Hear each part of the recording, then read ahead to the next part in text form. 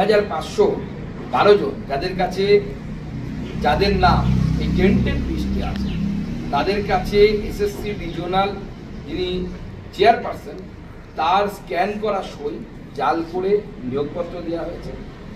মূলত 3টি পদ্ধতিতে দুর্নীতি হয়েছে। নাম্বার 1 ওএমআর শিটে জালিয়াতি হয়েছে। র্যাঙ্ক জাম্পিং করে অনেককে চাকরি দেওয়া হয়েছে, অর্থাৎ 50 নম্বরের নাম 30 নম্বরের আগে 50 নম্বরের ব্যক্তি চাকরি হয়ে গেছে, উদাহরণস্বরূপ বললাম। এবং কোনো সুপারিশপত্র বা অ্যাপয়েন্টমেন্ট লেটার না থাকা সত্ত্বেও রেকমেন্ডেশন লেটার না থাকা সত্ত্বেও অনেকের চাকরি জুটেছে।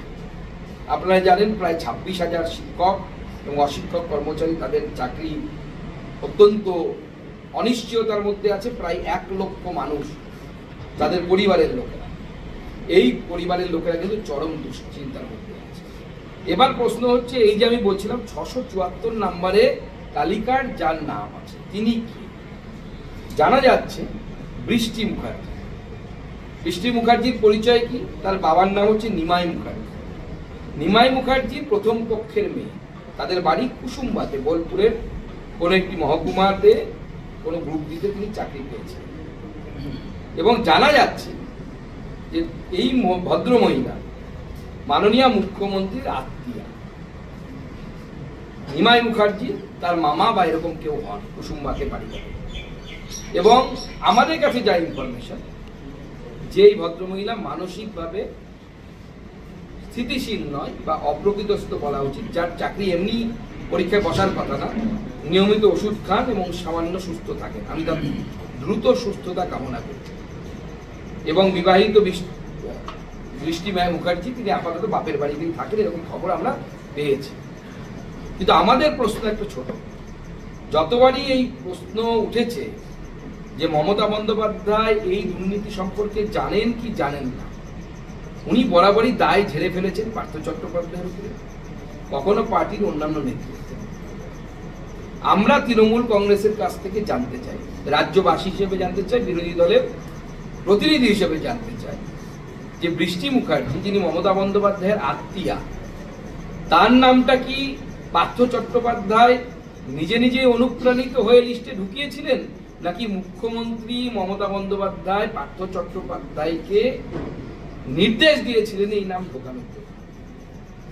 আজকে আমরা প্রশ্ন করতে চাই যে গ্রুপ সি গ্রুপ ডি চাকরি, যেখানে প্রায় 20 লক্ষ বেকার যুবক যুবতী পরীক্ষায় বসে, সেই 20 লক্ষ বেকার যুবক যুবতীর মধ্যে এরকম ছেলেমেয়েরা যারা পড়াশুনো করে সুযোগ পায়, মধ্যবিত্ত, নিম্ন মধ্যবিত্ত, গ্রামের সাধারণ পরিবারের ছেলেমেয়েরা, তাদের একজনের চাকরি খাওয়া বা তাদের একজনের চাকরি থেকে বঞ্চিত করে নিজের আত্মীয়র নাম মাননীয় মুখ্যমন্ত্রী ঢোকাতে লিস্টে, তার কি বেঁধেছিল?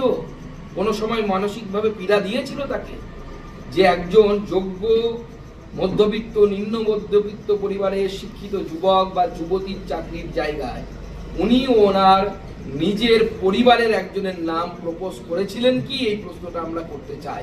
আশা করি তৃণমূল কংগ্রেস বা মমতা বন্দ্যোপাধ্যায়ের যদি সৎসাহস থাকে, বৃষ্টি মুখার্জির নাম বা তার সাথে, তার পরিবারের সাথে মমতা বন্দ্যোপাধ্যায়ের কি সম্পর্ক, এটা তৃণমূল কংগ্রেস খোলসা করবে।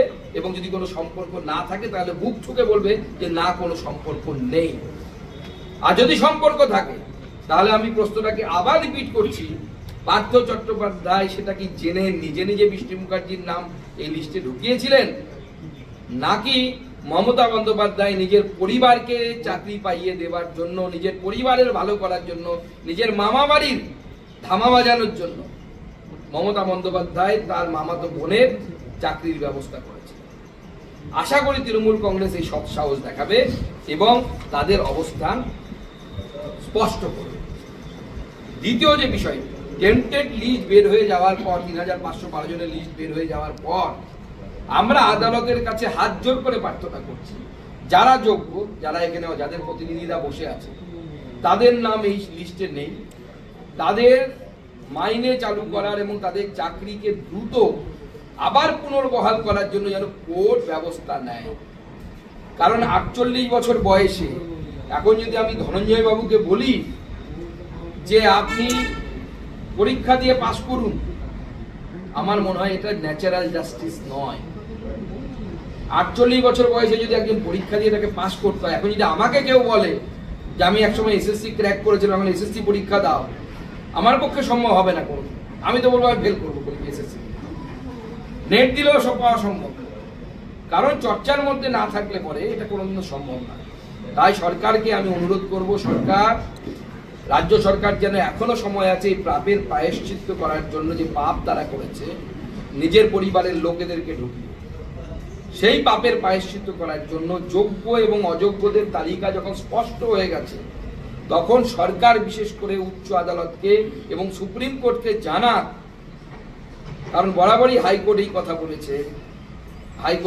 বলেছে যে যোগ্য এবং অযোগ্যদের তালিকা আলাদা করে দিন, আমরা নুড়ি আর কাকড়কে আলাদা করে দেবো চাল থেকে, চাল বেঁচে যাবে, নুড়ি কাকড় আলাদা হয়ে যাবে।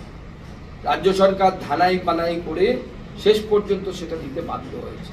তাই পরীক্ষার বা যে ধরনের চাহিদা নতুন করে চাওয়া হচ্ছে এই সমস্ত চাকরি বাকরির সাথে, বিশেষ করে গ্রুপ সি গ্রুপ ডি যারা শিক্ষকরা, তাও 10 বা 20% হলেও তাদের সাবজেক্টের সাথে যোগাযোগ থাকে, কিন্তু 20 লক্ষ মানুষের মধ্যে যখন একজন গ্রুপ সি বা গ্রুপ ডি ভাই বোনকে পরীক্ষা দিয়ে ক্র্যাক করে চাকরি পেতে হয়, তখন আমার মনে হয় যে তাদের মধ্যে এটা সম্ভব নয়, তাদের পক্ষে আর সম্ভব নয় যে আবার পরীক্ষা দিয়ে এত বছর পর, কারণ তাদের স্কুলে কিন্তু এই পড়াশোনার সাথে কোনো যোগাযোগ থাকে না, তাদের ফাইল পত্র এবং বিভিন্ন রকমের খাতাপত্র তাদেরকে মেনটেন করতে হয়। গোটা দেশের নিরিখে আজকে ভারতবর্ষের সাথে যদি পশ্চিমবঙ্গের তুলনা করি, বর্তমানে 54টি এডুকেশনাল ইনস্টিটিউশন যারা কিউএস র্যাঙ্কিংয়ে ভারতবর্ষে স্থান পেয়েছে। যখন নরেন্দ্র মোদী সরকার চালু করেছিল, সামান্য কয়েকটা এডুকেশনাল ইনস্টিটিউশন ছিল। কিউএস র্যাঙ্কিং হচ্ছে গোটা পৃথিবী মানে এমন একটা র্যাঙ্কিং। আমি গত কয়েকদিন আগে একটি বেসরকারি বিশ্ববিদ্যালয়ে ছিলাম, শ্রী শ্রী ইউনিভার্সিটি, উড়িষ্যার কটকে। সেই ইউনিভার্সিটিও অতি সম্প্রতি কিউএস র্যাঙ্কিংয়ে তাদের স্থান করেছে। আর এটা 14-র আগে সামান্য কয়েকটা ছিল। 2015 সালে আমরা গ্লোবাল ইনোভেশন ইন্ডেক্স, যার মাধ্যমে বোঝা যায় যে একটি রাষ্ট্র ইনোভেশনের দিক থেকে, কারণ ইনোভেশনই এখন অর্থনীতিকে চালায়, গ্লোবাল ইনোভেশন ইন্ডেক্সে আমরা ছিলাম হচ্ছে 79তম স্থানে। আর বর্তমানে আমরা সেখানে 39 পজিশনে 2025-এ এসে পৌঁছেছি। 79 থেকে 39 দেশের দিকে বিচার করব। আমরা 2023 এবং 24-এ আমরা পেটেন্ট ফাইল করেছি, ভারতীয় বিজ্ঞানীরা পেটেন্ট ফাইল করেছে প্রায় 92,000 পেটেন্ট ফাইল আমাদের ভারতীয় বিজ্ঞানীদের দ্বারা গোটা দেশের হয়েছে, যেটা একটি রেকর্ড সংখ্যক অ্যাচিভমেন্ট বলে আমি মনে করি। কেন্দ্রীয় সরকারের হাত ধরে এইভাবে আমরা দিনের পর দিন দেশ এগিয়ে যাচ্ছে। 2013-তে যেখানে আমাদের যে পজিশন ছিল 13-14, তার থেকে আমরা কোন জায়গায় পৌঁছচ্ছি সেটা আপনাদেরকে আমি বললাম। আরেকবার একটা ডেটা দিয়ে বলে দিই, ইউএস র্যাঙ্কিংয়ে 2014-তে আমাদের মাত্র 11খানা ইন্ডিয়ান ইনস্টিটিউশন ছিল, সেখান থেকে আমরা 54-তে পৌঁছেছি। এটা বিরাট বড় একটা জাম্প বলে আমার মনে হয়। আমরা 2014-তে 15-তে কোনো কম্বাইন্ড লিস্ট ছিল না, যে রিসেন্টলি আপনারা লিখেছেন পত্রপত্রিকা, আপনারাও দেখিয়েছেন যে 2% scientist Stanford list university list, তাতে বর্তমানে ভারতবর্ষের সায়েন্টিস্টের সংখ্যা 6,239 জন। অর্থাৎ গোটা দেশের শিক্ষা ব্যবস্থা যখন ইনোভেশন, এন্টারপ্রেনারশিপ অর্থাৎ জব ক্রিয়েশন এই দিকে এগিয়ে যাচ্ছে, তখন পশ্চিমবঙ্গের শিক্ষা ব্যবস্থা ধ্বংসের এমন একটা জায়গায়, এমন একটা রসাতলে পৌঁছচ্ছে, যে শিক্ষা ব্যবস্থায় না বেসিক শিক্ষা অর্থাৎ প্রাইমারি শিক্ষা সঠিকভাবে হচ্ছে, না মাধ্যমিক শিক্ষা সঠিকভাবে হচ্ছে, না স্কুল কলেজগুলোতে সঠিকভাবে শিক্ষা হচ্ছে। 9 লক্ষের মতো গোটা কলেজ কলকাতা এবং তার আশেপাশের জেলা, গোটা পশ্চিমবঙ্গে 9 লক্ষের মতো গ্র্যাজুয়েট সিট, তাতে 3 থেকে 4 লক্ষের বেশি সিট পূরণ হচ্ছে না। যে কলেজগুলোতে কলকাতায় একসময় লাইন দিয়ে রাত জেগে গার্জেনরা ফর্ম তোলার লাইনে দাঁড়াতেন, সেই সমস্ত কলেজগুলোতে এখন কেউ গ্র্যাজুয়েশনের সাবজেক্ট নিয়ে গ্র্যাজুয়েশন পড়তে ভর্তি হচ্ছে না। এটা অত্যন্ত চিন্তাজনক, কারণ বাঙালির আর কিছুই নেই, বাঙালির মেধাটাই আছে। বাঙালির মেধা যদি চলে যায়, বাঙালির এই জগৎ সভায় বাঙালির যে আসন, সেই আসন কিন্তু থাকবে না। আমার মনে হয় আজকে যে আমরা তথ্য সহ আমি আজকে যে এই উপস্থাপনা করলাম আপনাদের সামনে, পশ্চিমবঙ্গের মানুষকে আশা করি ভাবতে বাধ্য করবে যে পশ্চিমবঙ্গের শিক্ষা ব্যবস্থাটাকে কোন জায়গায় কমাতে পাঠিয়ে দেওয়ার কাজ পশ্চিমবঙ্গের বর্তমান সরকার এবং বর্তমান শিক্ষামন্ত্রী এবং তার আগের শিক্ষামন্ত্রীরা করেছেন।